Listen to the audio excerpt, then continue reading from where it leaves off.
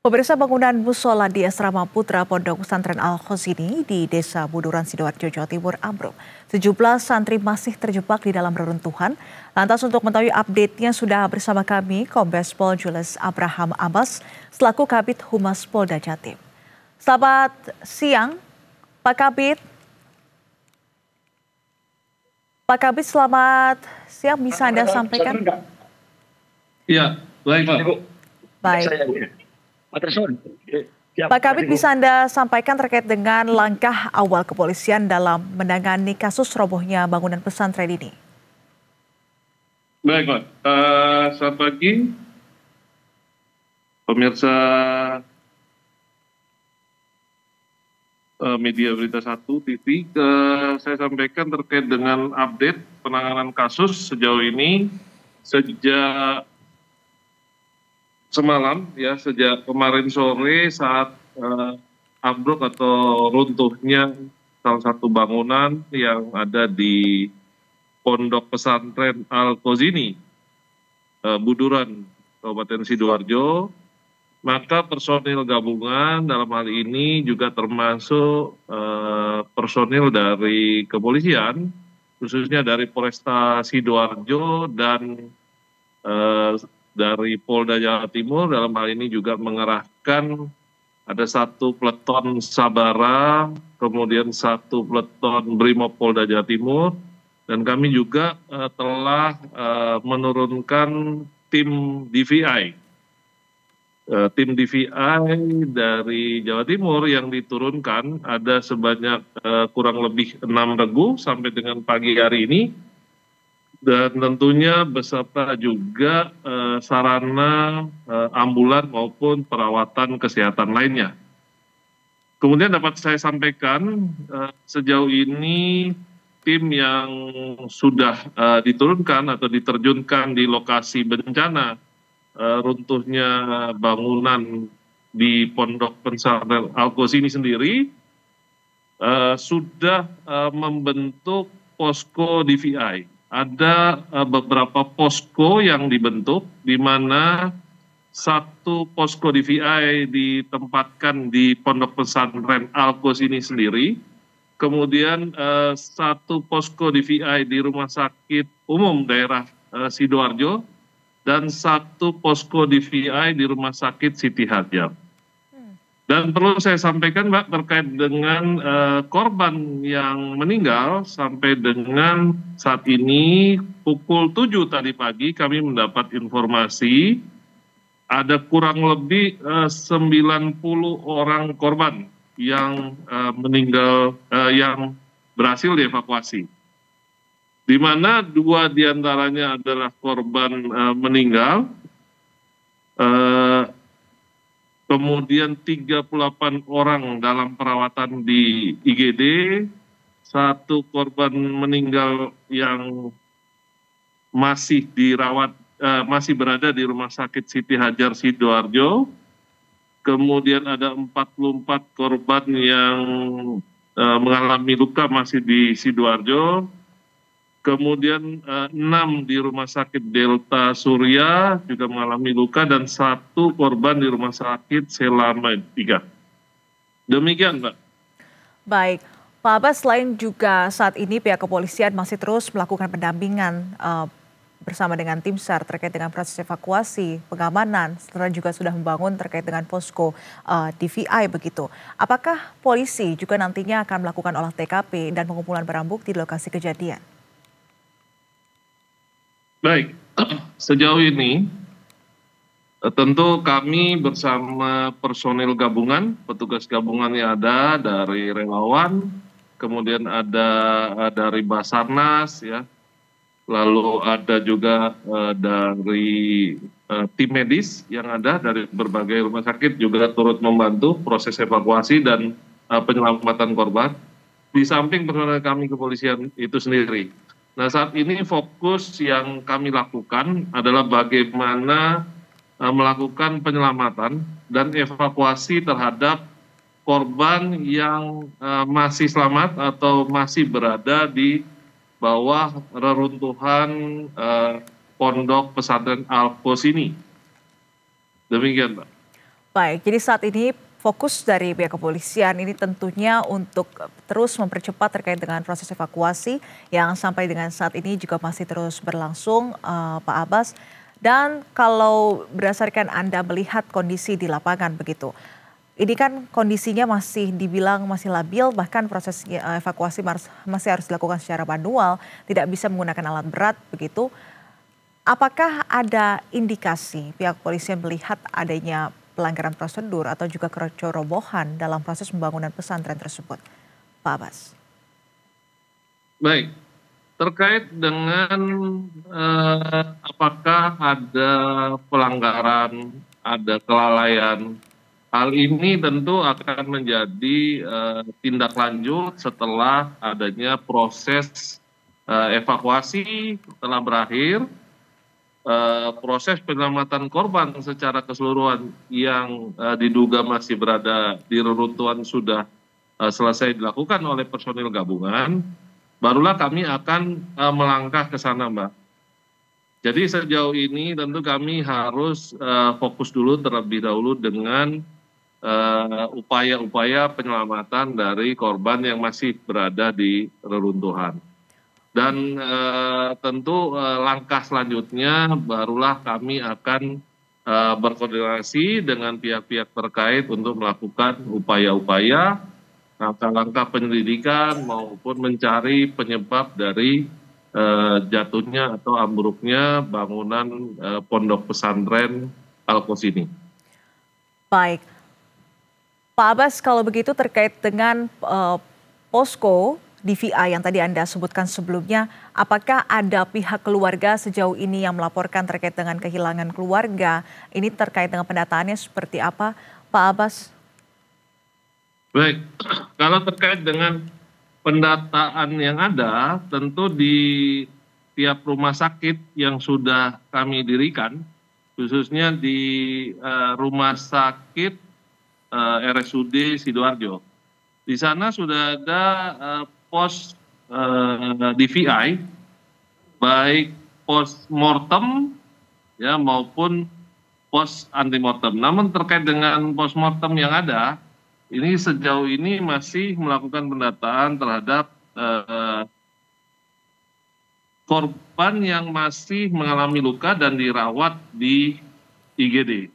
Begitu juga dengan postmortem yang ada di Rumah Sakit Siti Hajar Sidoarjo.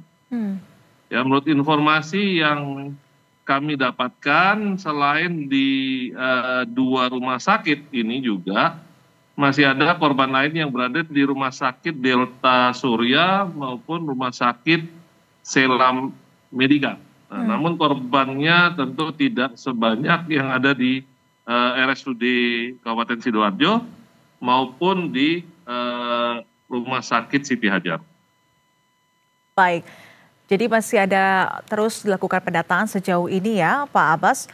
Lantas juga kalau kita membahas terkait dengan kondisi di lapangan saat ini atau TKP, ini kan proses evakuasi masih terus berlangsung.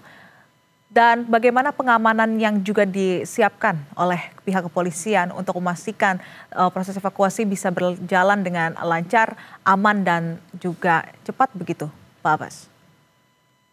Baik, untuk proses evakuasi sendiri tentu kami juga melibatkan berbagai stakeholder yang terkait.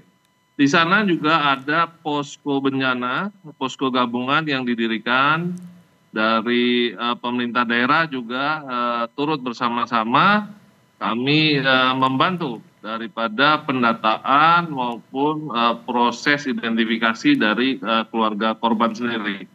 Terkait dengan jumlah personil yang kami terjunkan tentu terutama yang ada di wilayah tersebut adalah personil dari Polresta Sidoarjo. Sejauh ini kami menurunkan ada kurang lebih 100 lebih personil dari Polresta Sidoarjo, kemudian ada satu peleton Brimob ya, Polda Jawa Timur beserta pelengkapannya tentunya ada alat pemotong besi, kemudian ada rantai pengait, dan beberapa alat lainnya yang berguna untuk melakukan pertolongan ya, seperti SAR dan kendaraan-kendaraan khusus lainnya serta ambulan. Sedangkan untuk personil lain yang kami terjunkan ada personil Sabara, ini juga sebanyak 1 peleton yang diterjunkan.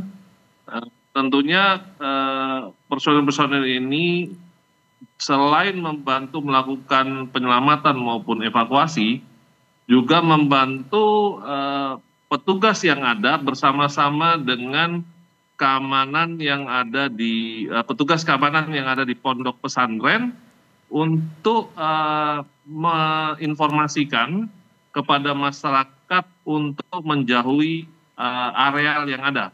Karena areal ini masih sangat rawan.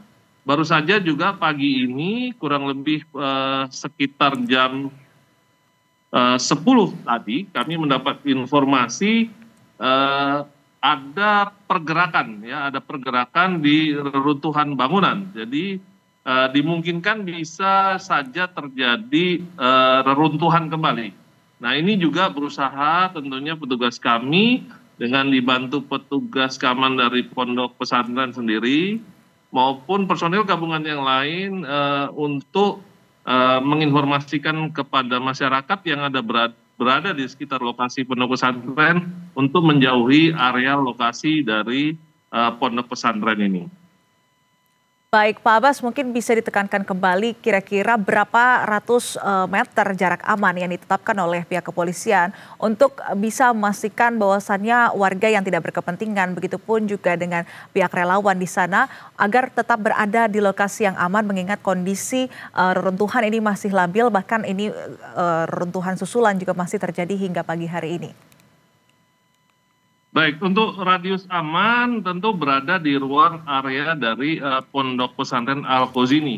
Sehingga kami berharap warga masyarakat yang berada di sekitar pondok pesantren Al-Khozini untuk menjauhi paling tidak sekitar 50 meter sampai 100 meter. Jadi radius ini menurut kami sudah cukup aman, artinya di luar dari areal pondok pesantren Al-Khozini, Mbak.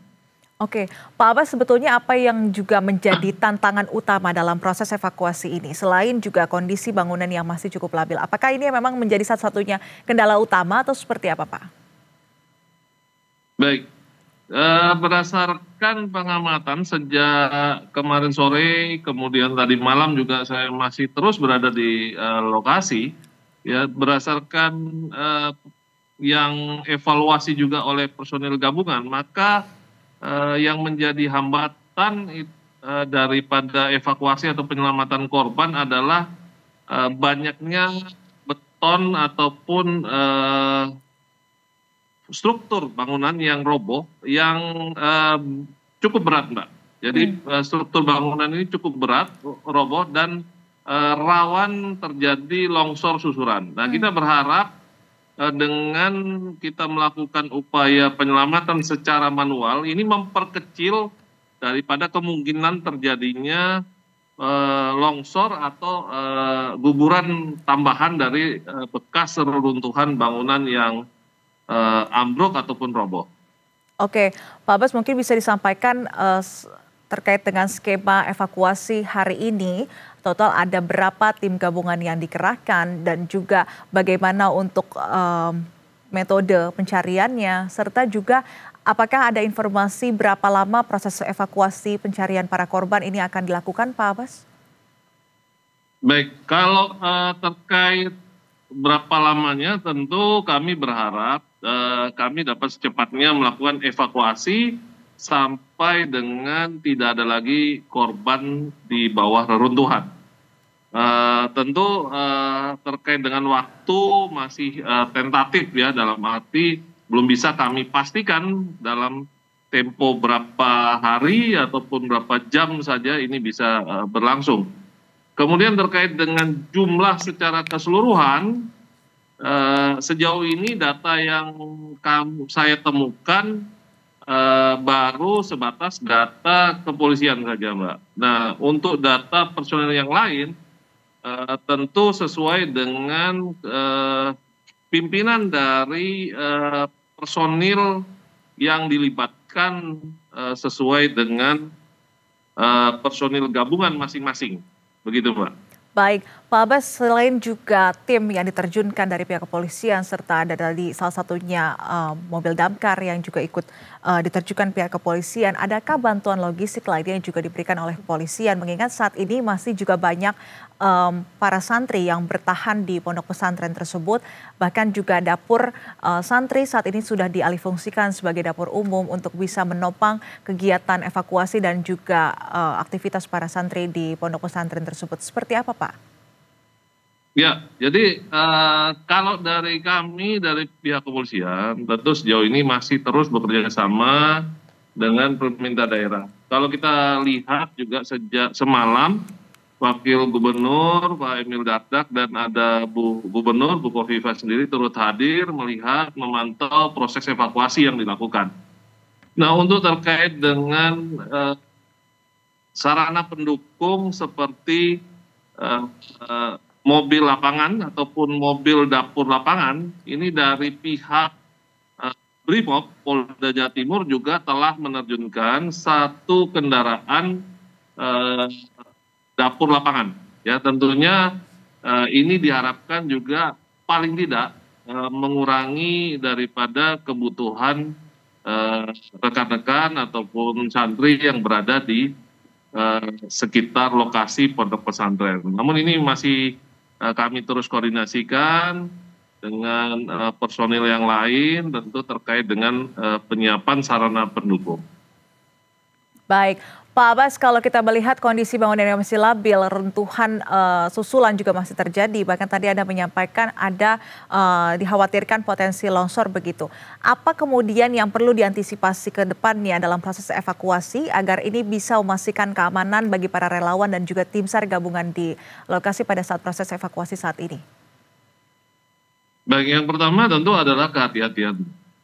Sehingga walaupun ini prosesnya kita berusaha secepatnya menolong atau mengevakuasi korban yang diduga masih berada di runtuhan, namun tentu kesiapsiagaan, kehati-hatian itu sangat diperlukan oleh petugas-petugas yang terlibat langsung dalam proses penyelamatan maupun evakuasi korban.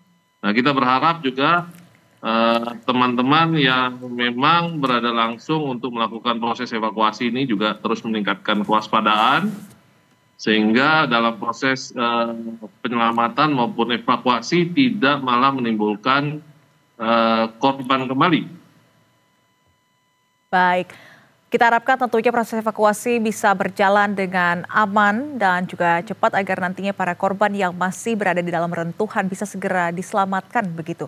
Terima kasih atas informasinya, Kombes Pol Julius Abraham Abbas selaku Kabid Humas Polda Jatim. Terima kasih dan selamat kembali beraktivitas.